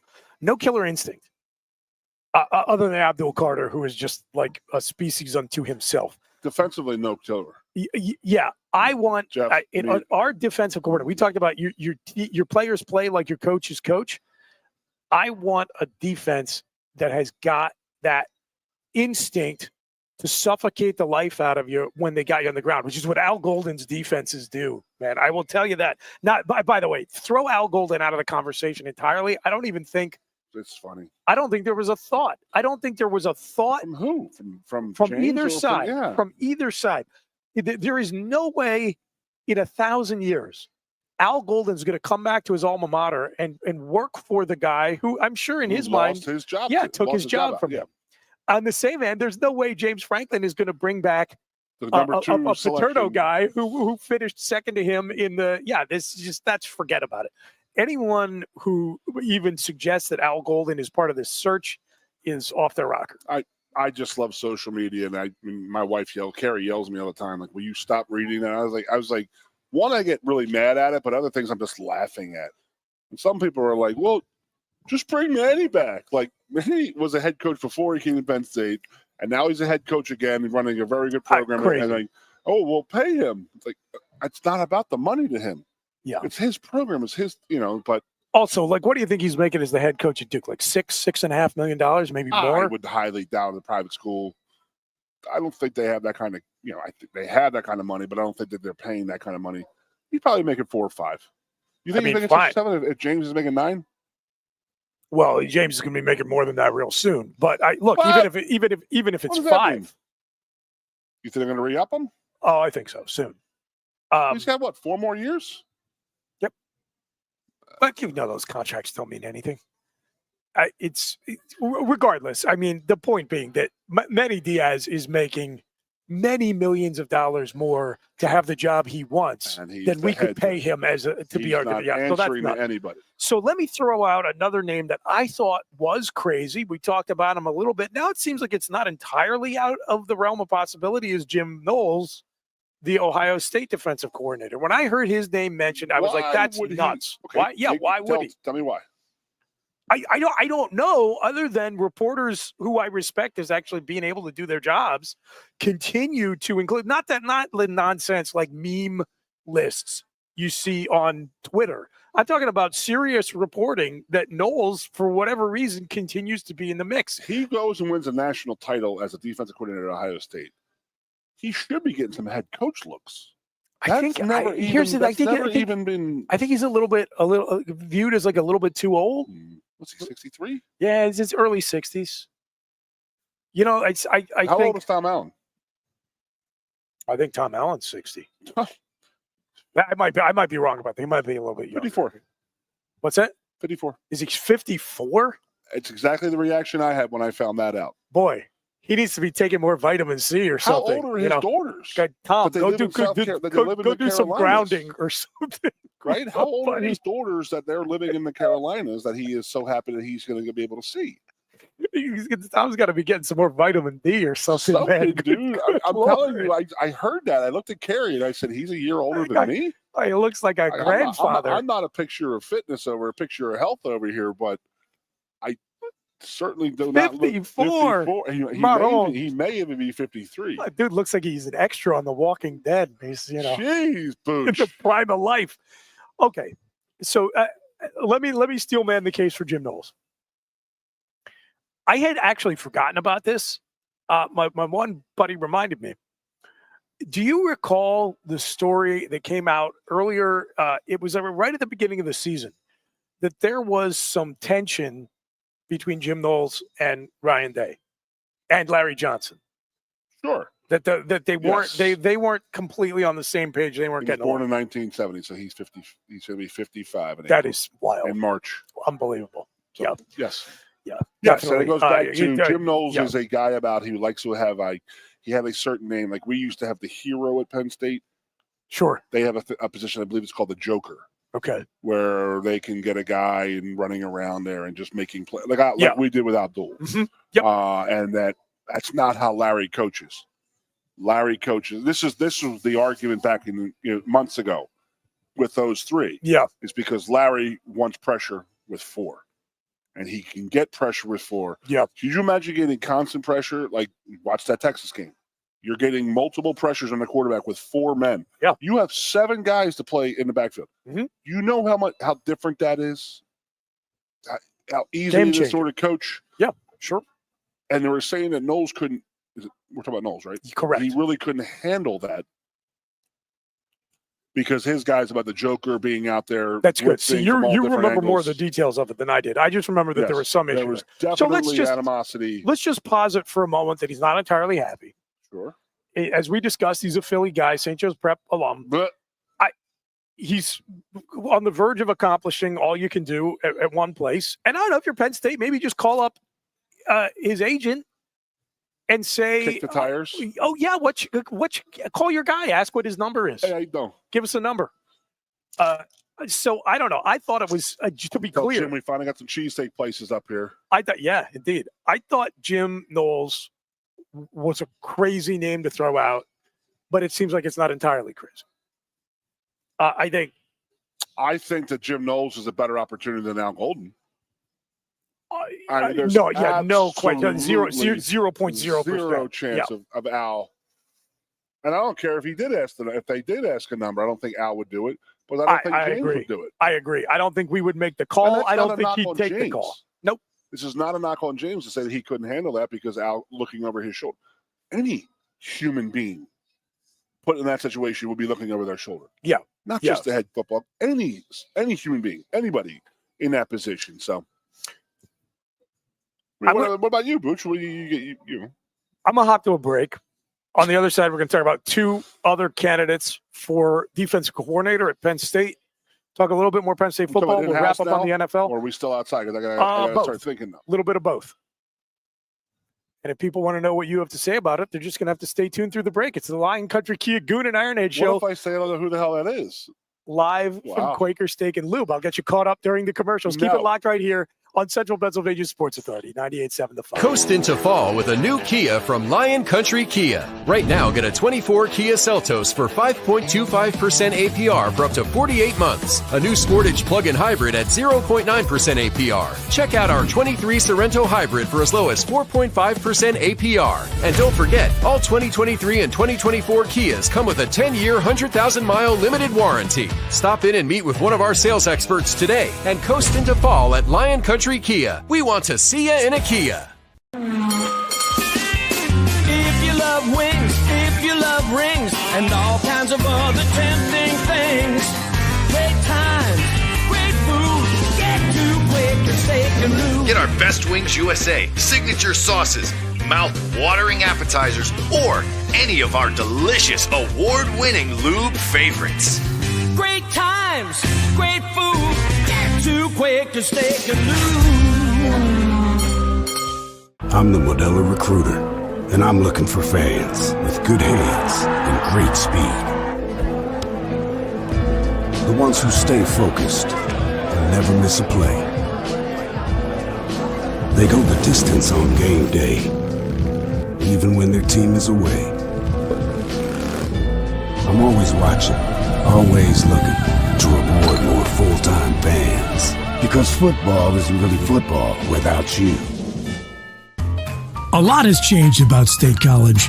One thing that hasn't is W.C. Clark's Coffee Roasters on 234 East Calder Way. 30 different varieties of specialty coffee beans sourced from over 25 countries and roasted with love each morning in Happy Valley for over 45 years. They'll ship their fresh roasted coffee from their doorstep to yours. Order online at statecollegecoffee.com. That's statecollegecoffee.com.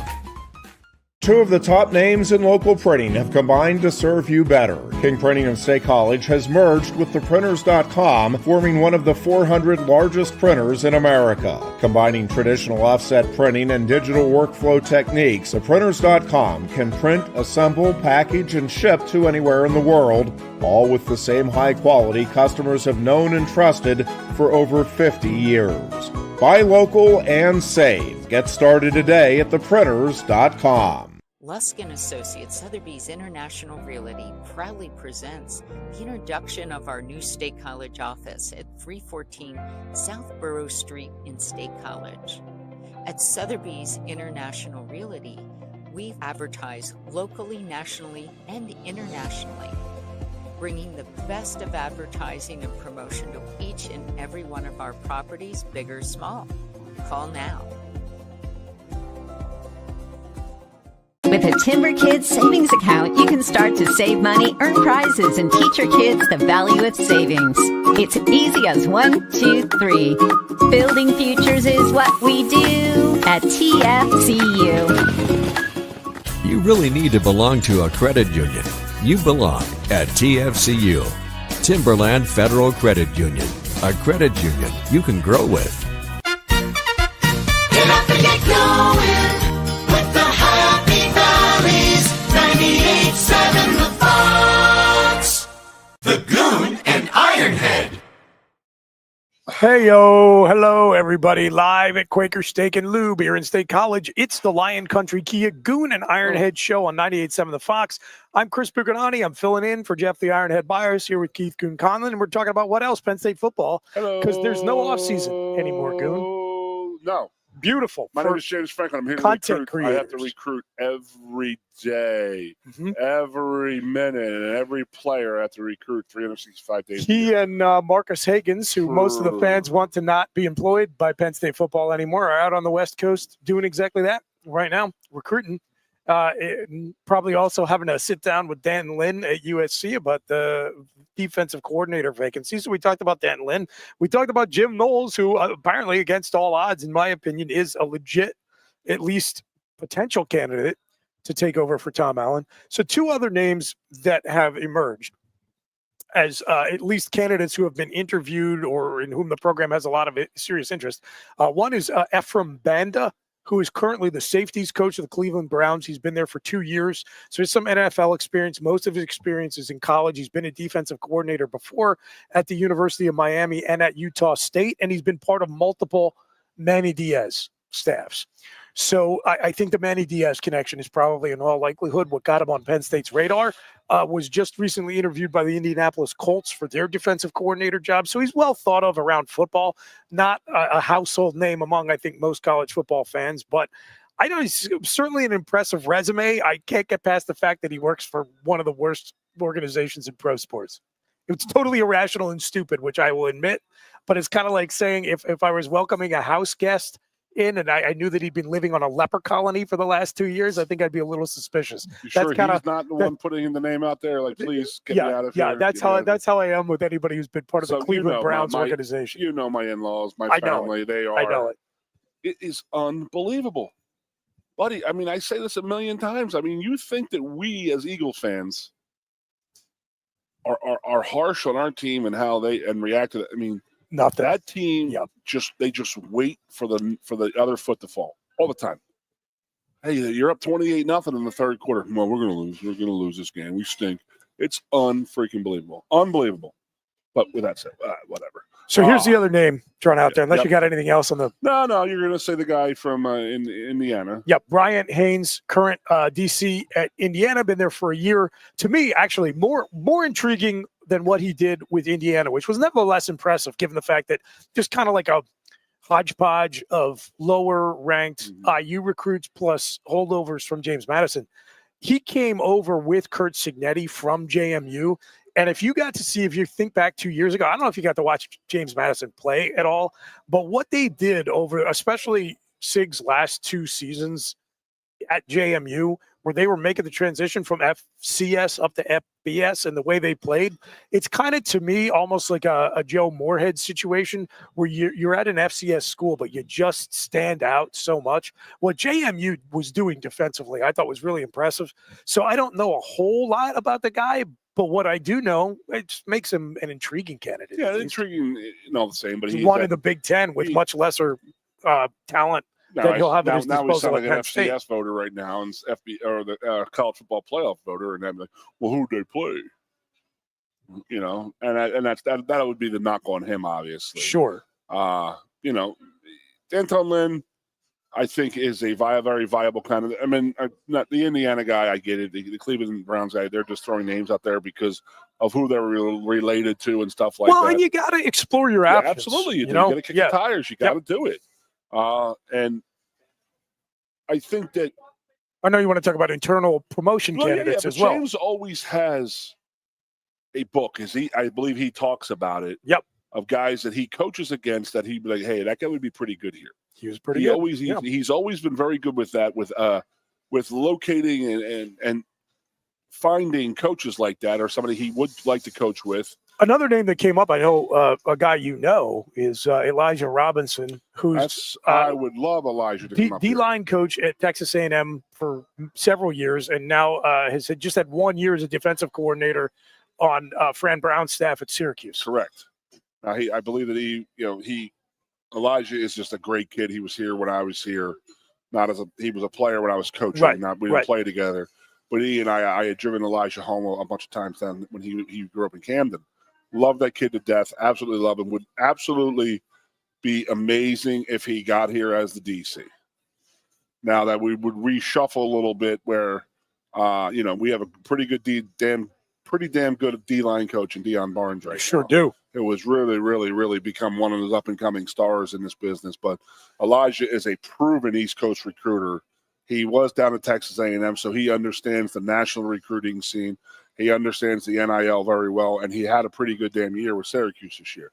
They had some very good games this year, and they were in a lot of the games, and they won some games, and I thought that he did a heck of a job. That said, I have not heard that Penn State has interviewed him yet, which isn't to say that they won't, but I've not seen his name mentioned as one of the top candidates. Yeah, I mean, but I wanted to mention him. He should always be in the conversation. Fans are saying that, but you don't hear anything from anybody, right? The way you're hearing, Poindexter, Redman, Danny Connor, Danton Lynn, all these guys, which I'm okay with any of that. It's all in proportion of how can you work with the people around you. I think here's the thing. When the news on Tom Allen broke, it surprised me a little, but didn't shock me because I had been hearing rumblings all throughout the season that the fit wasn't perfect for either side. Again, it's not to say that anybody was like super unhappy or anyone like hated one another. I don't think it was that. Going head coach back to being. I think that was a little. There was the move from the sidelines up into the booth. It's just it wasn't a perfect fit. When Tom Allen says Clemson had to call him because he wasn't looking, I actually believe that's true. But I think when they called, he didn't hesitate, and we didn't work too hard to keep him, or at all, really. So when I heard that, my initial thought was, maybe this is the right time, given how long Dex has been here and the fact that he's been getting looks even at a head coach job at his alma mater a couple of years ago at UVA. Maybe if you've got somebody good on staff, maybe you just prioritize continuity and familiarity with your personnel. And everybody inside the building loves that guy. Like, he is very well liked and respected by his players. That's on Monday afternoon. By Tuesday afternoon, we find out that both the running backs are coming back. Zane Durant's coming back. That we're getting, the full offensive line is returning. Zakee Wheatley's coming back. All these players are re-upping, and all of a sudden you see coalescing a really pressure-packed. It could be fun. Could be a good team. James has not had a team with this amount of pressure on them. I don't know that you can go with a first-time coordinator into that kind of a season. Not bad. But did you at one point hear that Kobe King was staying here?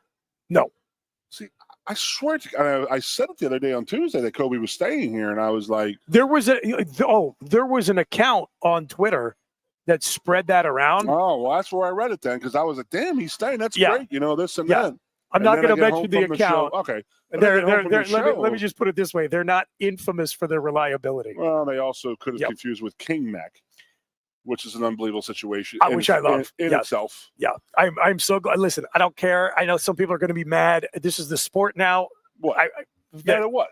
That he left and came back. They're like, no, like you had your shit. That's the story. The story is he did not want to leave. Or was this like Krusty the Clown? They drove a dump truck full of money up to my house. That was somebody in his corner saying, you got to go. Okay. I got you. And then he didn't want to go, but it was like, hey, this is the best thing for all of us. Look, by the way, I don't care if it is Krusty the Clown. If they did give him a dump truck full of money, like, God bless him, he took it. But he's a great player, and I'm thrilled to have him back. And this is what I say about Penn State, and that is, it's tough to leave here, man. Yeah. This is a fantastic place. The students love you. The university loves you. The fans love you. This is a great place. I mean, this was the old adage with Penn State when Joe Paterno was, just get them here. So yeah. I think what Landon says jokes. is right when he says that if he would have had happened Landon to or him, Brandon. Landon, okay, that if he would have had what happened to him at most of the other programs that recruited him, they would have been done with him, and that was it. Kicked him to the curb. Yep. Yeah. So I talk about how I played defensive line in high school in my recruiting. I was like, hey, listen, I want to play D line. Right. And it was, oh yeah, that's what we're gonna have. Yeah, we're gonna play D line. Well, you're playing D line. You're playing D line. You're playing D line. And I was like, okay. You ain't lying. You ain't trying. Exactly. And then I find out when I came back to start coaching, I hear the coaches say, just get them here, because it is a fantastically wonderful, awesome place. Yeah.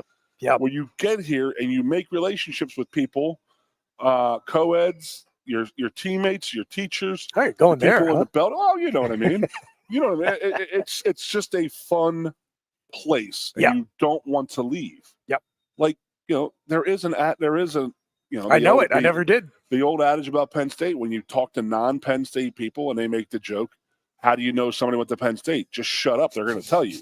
Correct. Yeah. And it's just like there's this, when they call us a cult, I get a little upset because I think of Vicky Trippitti or whatever the hell her fat booty was, what she said. But I think about that, and that is our culture. It is a great culture. It is you got to get people here.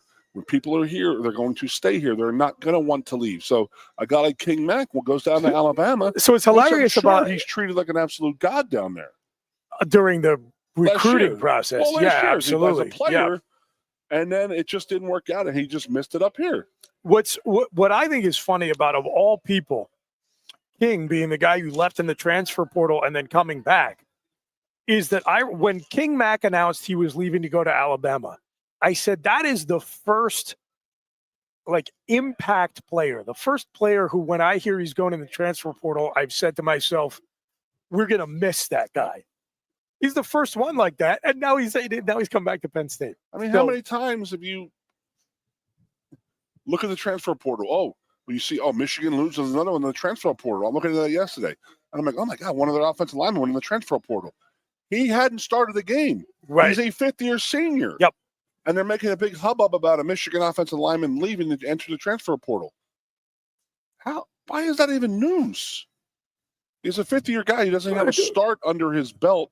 Because dummies will click on it and get upset about it. I mean, dude, I am just totally perplexed. Nice little pickup we got from Michigan with that big D tackle. It is a great pickup because not only do I think not only do I think he can be an immediate contributor, but you understand we're also recruiting his brother, who is an even higher ranked recruit.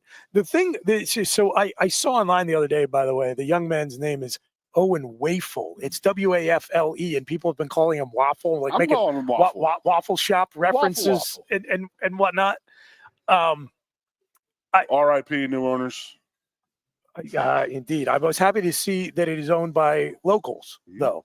Yep, I was like, when I saw their exact words were, "We're not going to change a damn thing." Yeah, which they should not. Don't change a thing. When I saw the waffle shop was going to be up for sale, I was like, "Great, this is going to be like Aram Bev Mark Co. based out of China with offices in Chicago and Dallas. Just bought the waffle shop." Nope, longtime State College residents. I love it. So what I really like about that pickup, Goon, is that if you look at what Chuck Losey is able to do with guys in one offseason in the strength and conditioning program. Like you look at Nolan Rucci and how for 3 years they pissed and moaned at Wisconsin, or 2 years at Wisconsin, they pissed and moaned they couldn't put weight on him. Losey gets him for 4 months, changes his body, right? Like Luke Reynolds gets on campus and everybody's like, that guy's never going to play his freshman year. He's too small. He's too skinny. Losey gets him for 4 months. What he's going to be able to do and then turn him over to Deion Barnes in the summer, I am telling you, he will be a contributor on the defensive line this fall. I want to talk about Rooch. Yeah, please, let's do it. There's a guy right now who's, do you lose your starting job because you got injured? You're talking about Anthony Donko. Yeah. It's going to be really interesting. They're not going to pull Shelton. I thought Shelton is the most underappreciated guy on this team. I am with you. He played really, really well all season. All season. Yep. All season. Because you know why? You know why how he had a great year? Because you don't hear his freaking name. I was just going to say, like, when was the You last time don't anybody hear mentioned him? Right. Drew Shelton's name. Yep. You don't hear it, and that's a good thing. You start hearing your left tackle's name too much because he's holding or getting beat for sacks. So you get Donga getting hurt. You know, it's funny. But I don't think Rucci or Donga, I don't think either one can play guard. They announced the other day they're bringing back all 4 specialists, and I said, this is like specialists and left tackles, by the way. They're like local government. If you know the name of somebody in your local government, it's probably bad because it means they did something wrong. Precisely. So, like, the fact that you didn't hear the left tackle's name, that's great. So you just brought it up. I have seen mentioned multiple times online, oh, just let one of them play guard. It's not Rucci's too big to play guard. Yeah. And that means that was too big to Sal play guard. Wormley. He's too big to play guard. I mean, he's getting hands to the face. He's holding guys up top. We're 6'8". Nolan Rucci is taller than me. So Sal Wormley is the only O lineman off this year's group we're losing. I got a question. Go ahead. Yeah. Sal, Devon, they announced that they're declaring for the NFL draft. Right. They don't have any more eligibility. Correct. They're already in the NFL draft. Why do they have to announce other than everybody's got to have a graphic? Just a little bit of attention, you think? Or is it just like, hey, I'm good. Thank you very much for everything, but I'm moving on. I'm taking my talents to the NFL draft because I can't stay here one more year. I think that's just become a thing. You got to put something on your IG account. You know, it's a way for them to give a little thank you message to the fans, get their name out there, get a little publicity pop. It's the way it works. But going back to the guard question, not just I'm with you. All our kickers are back, though. They have to release the thing. Yeah, like I said, just I don't want to know their names. Just do your job. Bill Belichick, just do your job. Do your job. Shut up, kickers. I agree with you that I don't think it's an easy transition to guard for either one of the tackles. Plus, I also don't think you can keep Cooper Cousins on the sidelines for another year. So he's your right guard next year. And then he probably slides inside and takes over at center after Nick Dawkins is done after next season. So the thing with Anthony Donka, who played really, really well, he was at right he was going to tackle, be a freshman All-American. I don't think he would have been at least all conference for sure. Well, I'm just talking as a freshman. He may have been a freshman All-American because he's a redshirt freshman this past Correct. season. Yeah, that's probably right. Yeah, I mean, I don't know who the other great freshman right tackles might be, but yeah, that's a fair possibility. I don't think he's ready to go at the beginning of the season. I do think it will be probably an uphill climb for him to reclaim that job as long as Rucci continues to play well. Freaking unbelievable. And to your point, he's only a redshirt sophomore next year. So I think it's maybe kind of like Kyle Brady, had to sit behind Troy Drayton for a year and then reclaims his job. I think that might be the deal for Donka. Although the point being, man, when you look at the fact that JB Nelson is coming back, and you look at that, you're going to have the two great tackles, that you're going to have Cooper Cousins.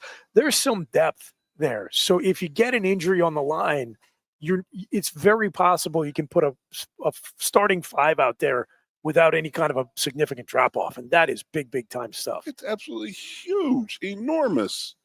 3 years ago, Donga goes down, we're done. Not just saying Donga was doing it 3 years ago, but I'm saying I know what you're saying. Yeah, you didn't have the depth. Yep. At the offensive line position for the last 20 years. Mm-hmm. Mm-hmm. Shipley and Ornberger's offensive line was the last one, and that was 07, 08, 09 time frame. Like, come on, man. I mean, that was obviously going through what we went through with the situation and stuff like that, and the rebuilding process. Not all of it, though. Some of it was just recruiting and development. Yeah, we were getting players, but they were not developing them. Yep. I mean, there's a reason we went through 5 offensive line coaches since Joe left. I mean, how many so you had Mac McWhorter under Bill, who did a good job, but I think. Then Herb Hand. But Mac left after a year, or did Mac stay a year with James? No, I think Mac was here for the 2 years Bill was here, right? I don't know, man. But anyway, you had Herb Hand under James. The cook. And Chef. then, and then,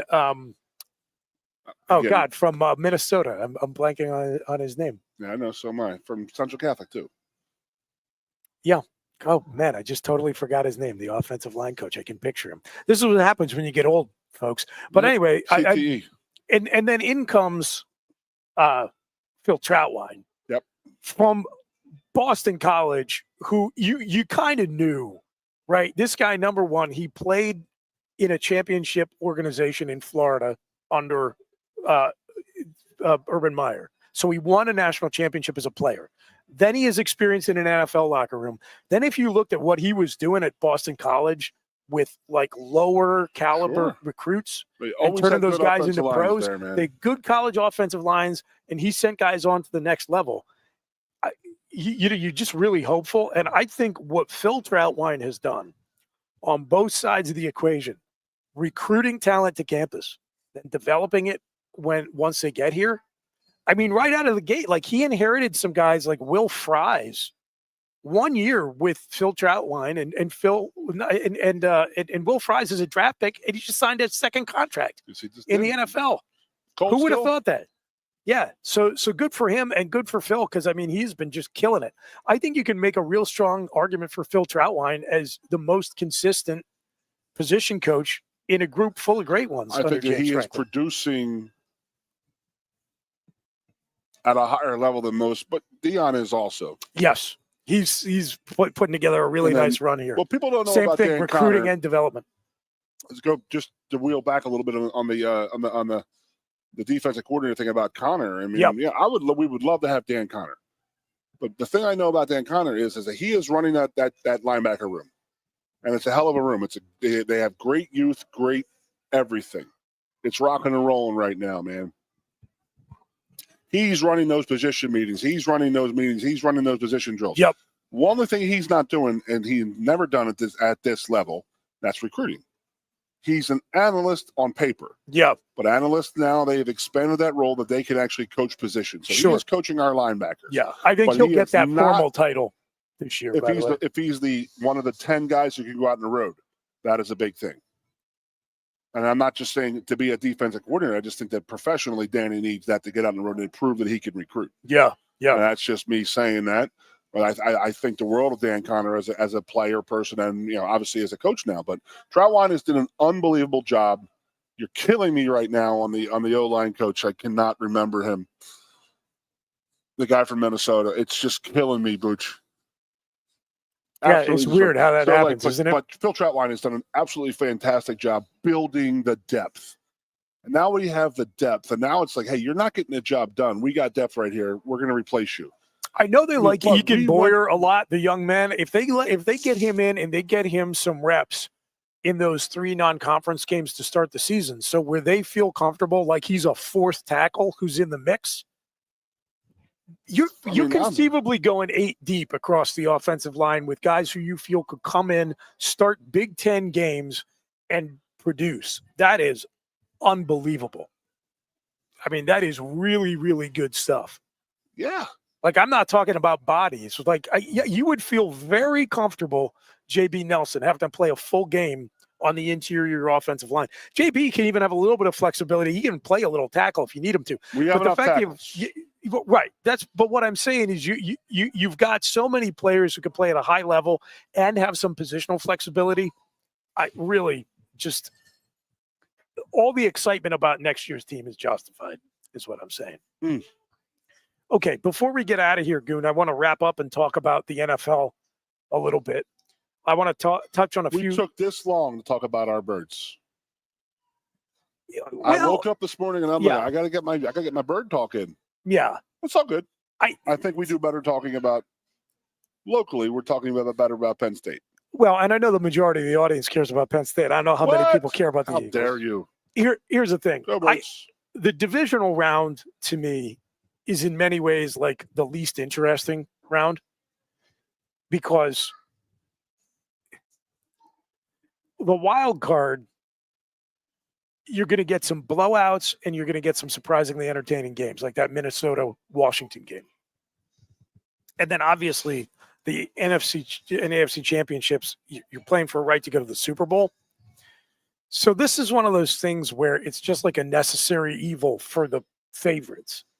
Like if you're Detroit or Philadelphia or Kansas City, who's going to have a really tough game, or even Buffalo, who I think is going to have their hands full. You know, and actually I screwed that up. It's Buffalo that's going to have the tougher game. Kansas City will still have a challenge. Dude, but I don't know. Houston, I got Kansas City on upset watch. Okay, yeah, okay. So let's just go through them, and let's start with that KC Houston game. You think maybe the magic runs out for the Chiefs? I just think that watching Houston play the other day, defensively, they looked really good. And shocked me, by the way. I thought the Chargers were going to win because Houston had been playing like garbage down the stretch. Yes. And they just like flipped the switch and reverted the first half of the season Texans overnight. And they're defensively, D'Amico Ryans has got these guys balling out there. And, I mean, they almost had 2 pick sixes. I mean, you can do that. I mean, you can put pressure on Mahomes. I mean, yes, that's his game. He's like he makes a lot of stuff happen out of nothing. But you intercepted Herbert 4 times. Yep. When that guy threw 3 interceptions the whole freaking season, and you get him 4 times in one game. I know there were some tip passes, and he was getting hit almost every play. But I'll tell you right now, the way you beat these great quarterbacks, you got to put pressure on them. You know, how did you beat Tom Brady back in the 3 Super Bowls, the Giants and the Eagles? They put pressure on him with 4. Your D-line can pressure, you can get it. And D'Amico Ryans has the ability to do that with his defense in Houston. So I got Kansas City on upset watch, to be honest with you. I think this is Buffalo's year. I think that Lamar in playoffs is a weird thing, but Lamar with Derrick Henry, that's a whole different animal, man. That is a whole different freaking animal. And that's just how we talk about Saquon and Jalen Hurts. It's very similar. And I think we got to go with Lamar and Derrick Henry as being the top 2 the top 1 quarterback running back combo in the league. I mean, think about that. You got to worry about Lamar Jackson running around and throwing the ball, and then all of a sudden he's pulling the ball out and throwing the pass, or he's handing the ball to Derrick freaking Henry, who is just going to wear you guys out. Wear them out. They're not quite the Ray Lewis years on defense, but they're really good defensively. Sure. So, by the way, our boy Odafe Owa really coming through with the pass rush this year. It really has had a nice second half of his season. Had a good first round. I remember that draft pick, and I was Pittsburgh. like, it seems like a high draft pick for him. But they saw something, and he did something very, very well, and they have figured it out, and they concluded let the young man loose. Yeah, they concluded that they were going to be able to unlock, playing on that defensive front. They were going to be able to unlock the benefit of all that speed and athleticism he has, and he seems to have finally gotten that figured out. And they figured out how to use him. And it's bad news for opposing offensive tackles when you got to line up against the guy who can move that fast off the edge. So who you do like Buffalo in this one, though? Lamar in the playoffs doesn't work, but Lamar with Derrick Henry, it's a whole. You just said it's Buffalo's year. I did, but this is where that's going to be the biggest game of the weekend. I truly believe that. And that's why it's the late game Sunday night where they want all eyes on that game in Buffalo. I do like Buffalo in Buffalo. It's now hard they got to for handle me. Derrick Henry, man. It's hard for me to buy into the Ravens just based on last week because the performance by the Steelers was so uninspired. I mean, Kirk Herbstreit said it right. Where was the fight? It's just not, they didn't even try, especially in the first half. It was pathetic. I don't know. So Buffalo, I think maybe has a little bit of an edge at home. Yep. And that's the thing. I mean, that is the thing. You could take Lamar out of it back in the day. The last couple of years, you could do that, and they felt pressure, and you make him throw the pass, make him throw the ball. But now you have to worry about Derrick Henry, and that scares the living bejesus out of me. But until Lamar actually proves that he can, if they can shut down Derrick Henry, and Lamar can prove that he can win the game on his own, then until that happens, I'm going to go with the Bills. Listen to the Lion Country Kia Goon and Ironhead show live from State College's Quaker Steak and Lube here on WFXS Pleasant Gap State College. 98.7 The Fox. Last few minutes of the show. before we turn it over to Jed Donahue and the Pennsylvania Sports Network. Detroit hosting the feisty Washington Commanders. You giving Jaden Daniels any shot here? I cannot believe how good Jaden Daniels is. Here's my question as an Eagles fan. I've been absolutely enamored by him every time I've watched him play this year. Cool, calm, and collected, indeed, man. If Philly can get past the Rams, and I give them a real good chance to do that, especially with the weather being predicted in the link, would you rather go into Detroit to face that juggernaut of a team inside in front of their rabid fans with, outdoors not being a factor? Or would you rather face like a devil-may-care Washington team, but you get to play them at the link? You pick your poison.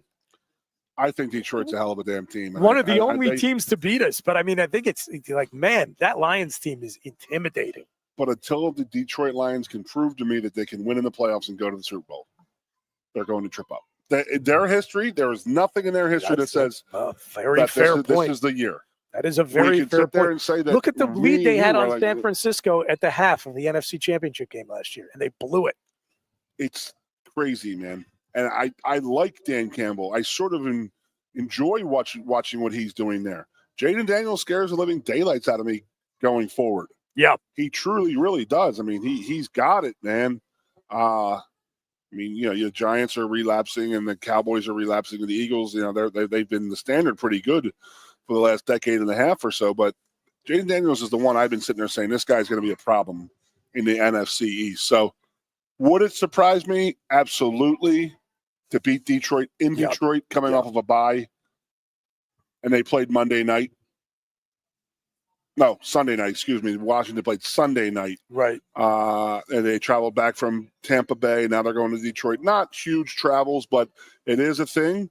And Detroit's coming off of a bye week, so they may be rusty, but in years past in the NFL, there's really not much of a rust category. It's usually these teams just they're going to go and take on the Commodores, and they are the Commanders, Commodores, Commies, whatever the hell they are right now. And that is that I think Detroit takes them. I think the Eagles are going to rep the NFC East and the NFC in the Super Bowl. I truly, truly do. It's either this week or next week that Detroit loses. And I like the Birds this week, weather or no weather. I just don't think they have an answer for Saquon. I just think they're going to do what they did in the regular season, and that was just like, here is a steady bevy of Saquon Barkley coming right down your throat. Biggest question for Philadelphia is it going to be Oren Burke or Jeremiah Trotter Jr. replacing Nakobe Dean, who's done that one's going to hurt. The season. Did you see a picture of Trotter Sr. holding Jr. in his arms back in the day after a playoff win? So, should be a great week. I would, and I'm not saying this for sentimentality purposes. I'm saying that Oren Burke played poorly when he got into the game last week. Yeah. I think I know he's a rookie.